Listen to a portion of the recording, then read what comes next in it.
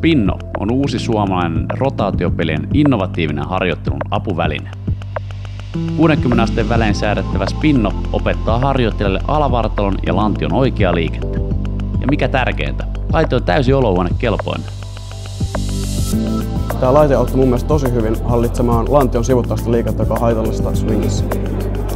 Tämä laite auttoi mua hahmottaa tuon lantion rotaation ja se on kiva, että sitä voi sitten käyttää kotona. Vaikka katsoo elokuvaa perheen kanssa sitten mainostauoilla, niin sitä auttaa vahvistaa sitä tunnetta, että miten lantio kiertyy. Spinno on säädettävissä monen mailapelin harjoitteluvälineeksi. Spinnon avulla vartalon kiertoa voi harjoitella 60–360 asteen kierrolla. Tämän johdosta laite on asennettavissa sopivaksi niin tekniikka- kuin fysiikkaharjoitteluun usean urheilulajin parissa.